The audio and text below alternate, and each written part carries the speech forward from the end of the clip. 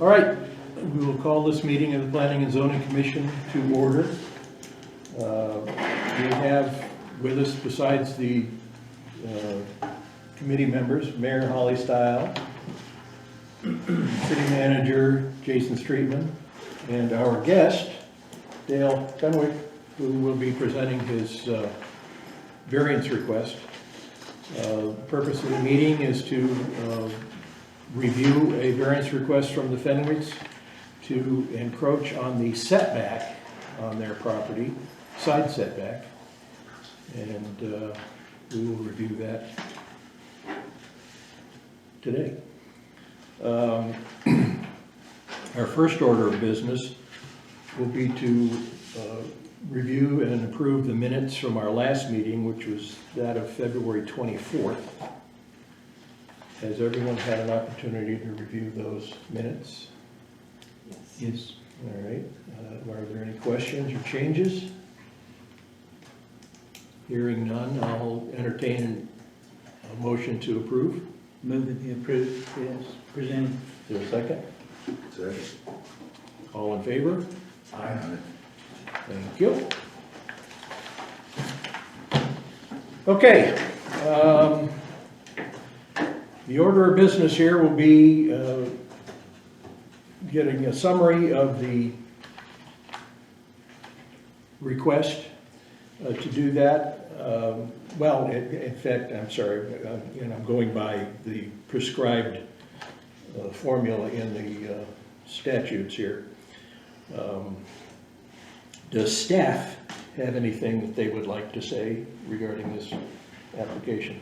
Mr. Chairman, I did go and look at it along with Bob Powers, our planning and zoning administrator. From looking at the site, there does appear to be a physical hardship, which is typically the primary criteria for variance, particularly with the existing home and where the applicant wants to put it. We have had some comments from neighbors. They've all been favorable. And so from that standpoint, I don't really see any issue with this request. Okay, thank you. Dale? Yes. Sorry, I made you get up and then sit down again. That's all right. I didn't know I was going to make a presentation, but Well, you're going to give an explanation of the okay. of what you're doing. So you've all got the application, I presume, and so I actually have some larger. I blew up the plan, the plot plan itself. That's not it. Got the wrong one because it's a little easier to see. But basically, what we want to do is, if you go step by step, one is to remove all of the existing concrete that's in front of the house, including the steep swooping driveway, and then build a new driveway that leads to a parking area on the side of the house.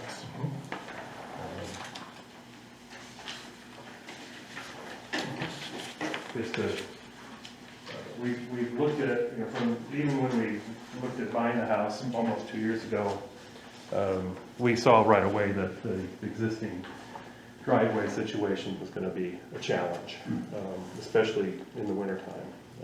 And so we initially tried to figure out how to put something in front of the house, and it just wasn't working. And especially after seeing, I can't remember the gentleman's name, but I'm just going to say the new garage on Ridgepole.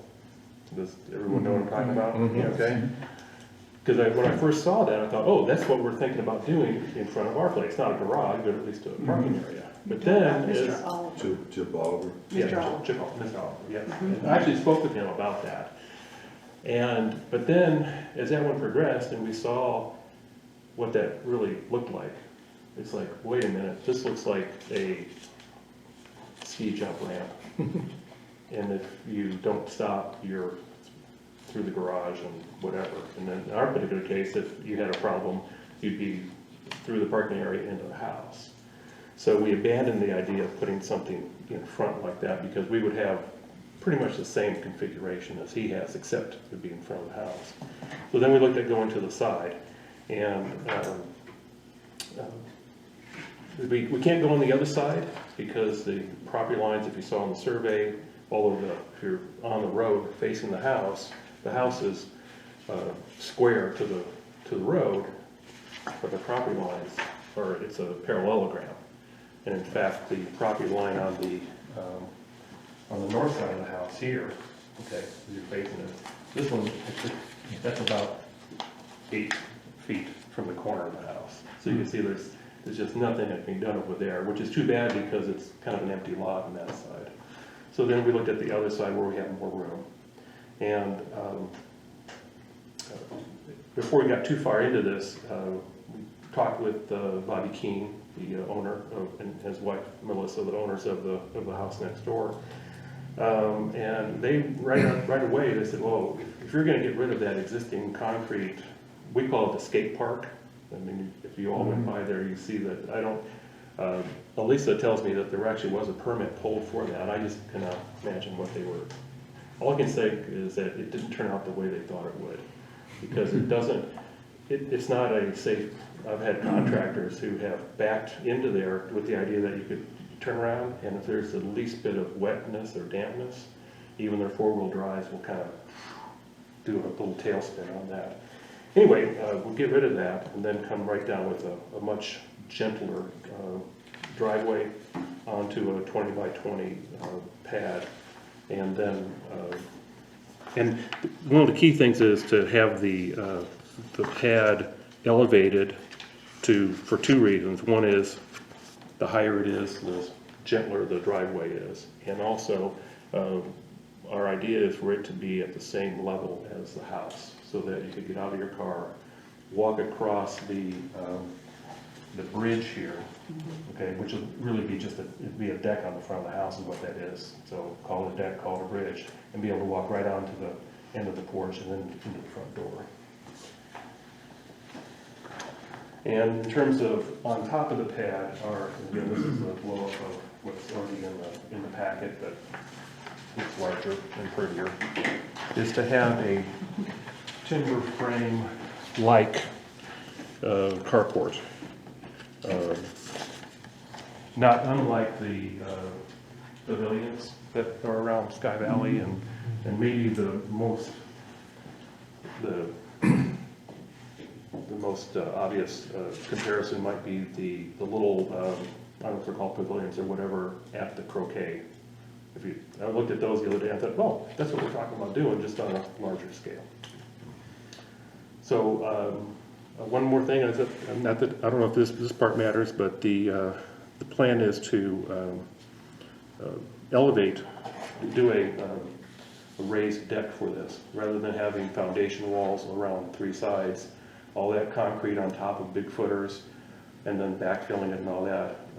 Talking with the engineer about it, the idea is to have an elevated deck so that it would be concrete on steel columns.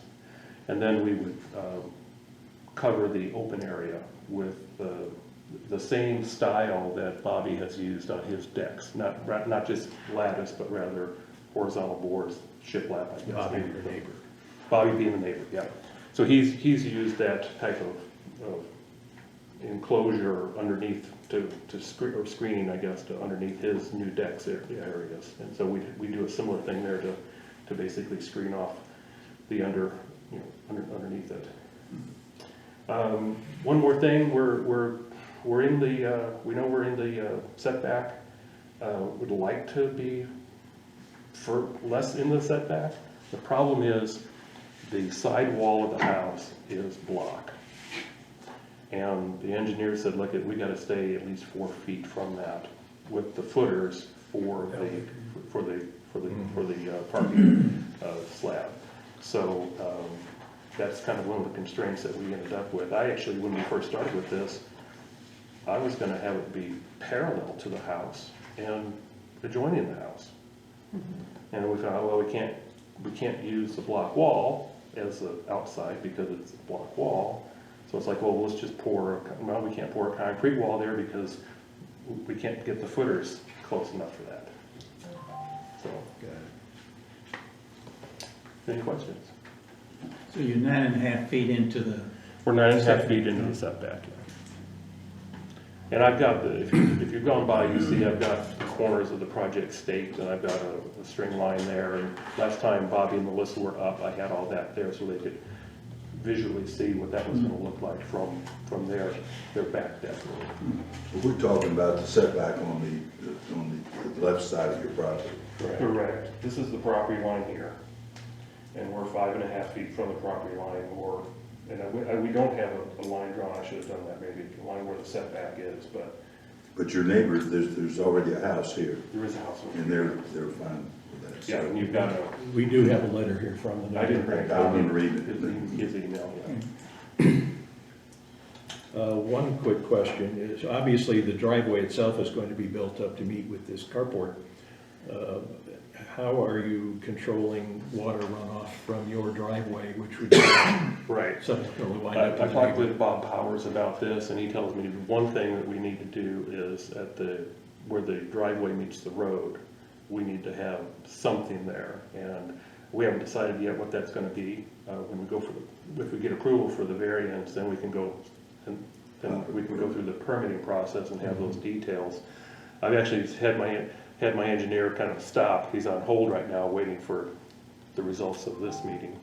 And, I'm thinking we'll either do I won't say a curb, but elevate the edge of the driveway where it comes to the road, so that the water will basically pass on by. If that's not gonna work, then we're gonna have to go with a open channel type of thing. And probably one there, as well as another one at the bottom of the slope driveway part, Right. to catch the water that's gonna come down there and then take it off to the side where it's going right now. You mean like a channel with a metal grate over it? Yes, a channel with a metal grate. I know there's probably a name for that. Me too, but it works. But, I mean, I see them all over town. Yeah. Yeah, We know what you're talking about, at least. yeah. Okay, so that is being addressed. Yeah, water's a big deal here, isn't it? Oh, yes, it is. Very much so. Well, and of course, interestingly, a lot of the water that would otherwise make it to the driveway gets intercepted up the hill a little ways and comes down the other side of our house. I don't know if you've seen the videos. No, This was about a year ago. no, I did not. Okay, this was about a year ago. I looked over there and it's like, where's all this water coming from? And it just has a natural diversion there that ends up, now I do have a little bit of work that I've done to keep it from coming through our wood pile, but it still comes down. And now I know, I always wondered why there's all this riprap along the north side of the house, okay? I found out during that first really big thunderstorm, it's because it's a dry creek bed. Surprise. welcome to Scott Valley. That's right. But interestingly, it works though. I mean, there's a nice, I've got, the house foundation is high and there's a nice slope there, so, one thing I need to do is make sure that when we inspected the septic tank before we bought, first of all, it was 5 feet underground. So we had to dig a hole down to it, cut into it, and then put those stacks onto it. To basically, now we have a manhole that comes up. But in doing that, the little backhoe disturbed a lot of the riprap that was through that area. And it was going right over the top of the tank, okay? And now I've got to work on making sure it's diverted away so it doesn't erode around the entrance to the tank. So, You'll call that Fenwick Stream? well, my water problems are minor compared to what So- the city has to deal with out here. Amen. All right, I touched on this, but for the record, we do have a letter here from Bobby Keene, the next door neighbor. He states, both Melissa and I own the house located at 62 Big Bear Trail, which is immediately to the south of 36 Big Bear. We have reviewed the Fenwick's request for a variance to build a carport on the south side of their house at 36 Big Bear. We understand that the proposed project will encroach 9.5 feet into the 15-foot setback. We support the project and believe it will have a positive visual impact on our stretch of Big Bear Trail. We encourage the planning, excuse me, I'm losing my voice.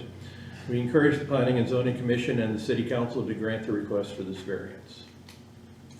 So, that is a vote for from the neighbor.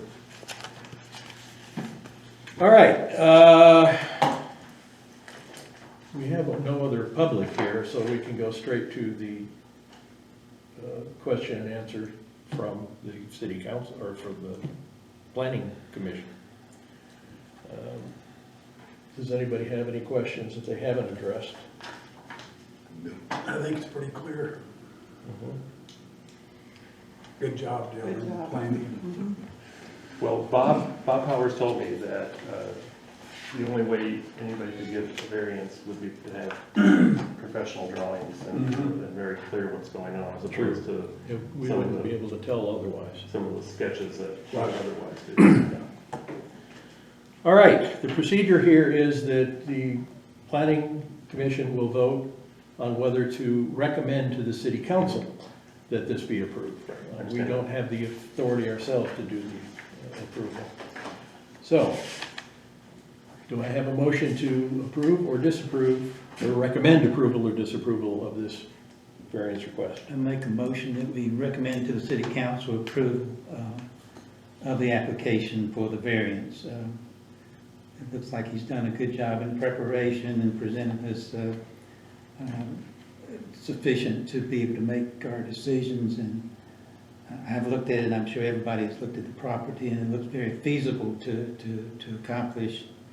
And in view of the fact that there's no objection from the neighbors, and we've already heard that it's an unnecessary hardship upon him, and it appears that it meets all the criteria, the 7 criteria in paragraph 16.4 of the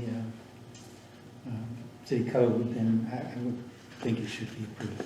Okay. Is there a second? Second. All right. Is there any further discussion?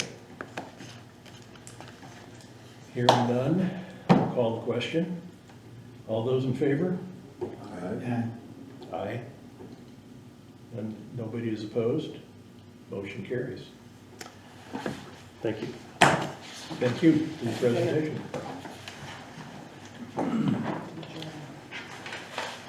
Okay, motion to adjourn? So moved. Second? Second. All in favor? Aye. Thank you all for coming. Sorry we kept you so long. Oh, question for you. Yes.